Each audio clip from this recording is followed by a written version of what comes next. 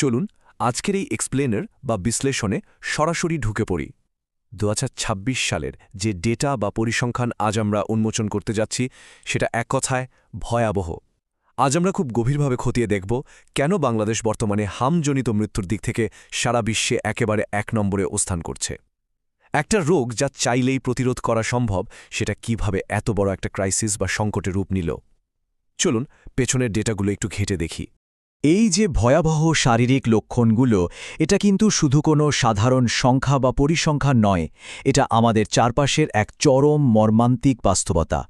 এই পরিস্থিতি আমাদের চোখে আঙ্গুল দিয়ে দেখিয়ে দেয় 2026 সালের এই হামের সংকট আসলে কতটা গভীর আর কতটা জরুরি একটা ইস্যু।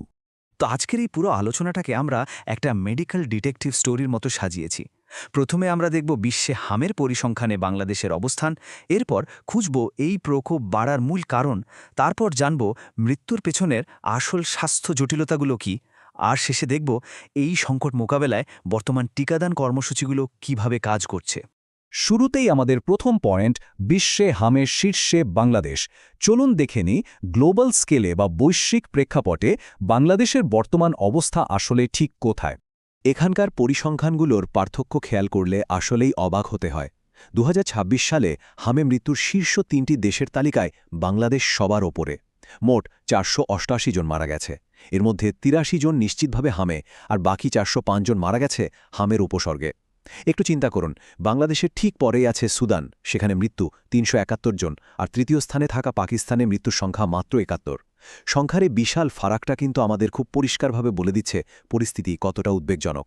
সবচেয়ে অবাক করা বিষয় হল পাকিস্তান ও ইয়েমেনের মতো দেশগুলোতে কিন্তু আক্রান্তের সংখ্যা অনেক বেশি। ডেটা বলছে পাকিস্তানে প্রায় 19,705 জন আর ইয়েমেনে 11,354 জন আক্রান্ত। কিন্তু বাংলাদেশে আক্রান্তের সংখ্যা মাত্র 3,275। অথচ এত কম মানুষ আক্রান্ত হওয়া সত্ত্বেও মৃত্যুর হারে বাংলাদেশ সবার উপরে। কম ইনফেকশন কিন্তু বেশি মৃত্যু, এটাই কিন্তু আমাদের আজকের আলোচনার মূল রহস্য। এমনটা কেন হচ্ছে?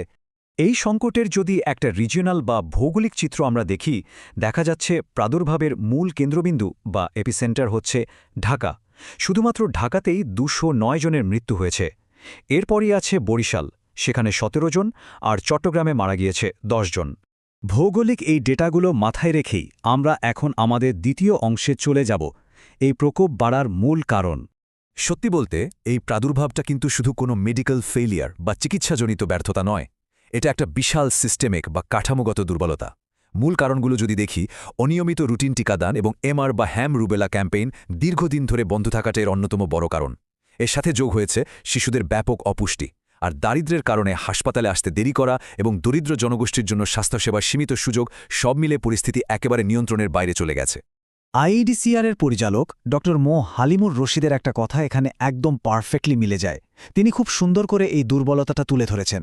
তার মতে, অপুষ্টিতে ভোগা শিশুদের মৃত্যুর ঝুঁকি সবচেয়ে বেশি, কারণ তাদের রোগ প্রতিরোধ ক্ষমতা আগে থেকেই কম থাকে। ফলে হামের ভাইরাস শরীরে ঢোকার পর সেটা খুব দ্রুত ছড়িয়ে পড়ে। মানে বুঝতে পারছেন তো, একটা সাধারণ প্রতিরোধযোগ্য রোগ শুধুমাত্র অপুষ্টির কারণে কিভাবে একটা সাইলেন্ট কিলারে পরিণত হচ্ছে।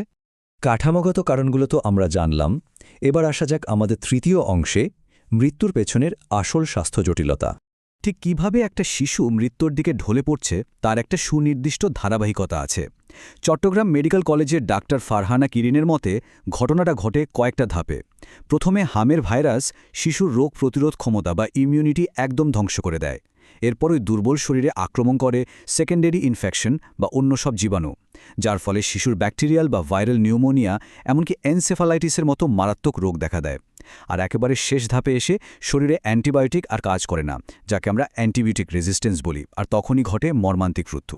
এই বিষয়ে চিকিৎসা বিশেষজ্ঞরা কিন্তু একমত। শেরে বাংলা মেডিকেল কলেজের অধ্যাপক ডাক্তার মুজিবুর রহমান পরিষ্কার করেই বলেছেন যে মৃত্যুর প্রধান কারণগুলো হচ্ছে সেকেন্ডারি কমপ্লিকেশন বা পরবর্তী পর্যায়ের জটিলতাগুলো, যেমন নিউমোনিয়া, তীব্র শ্বাসকষ্ট আর এনসেফালাইটিস।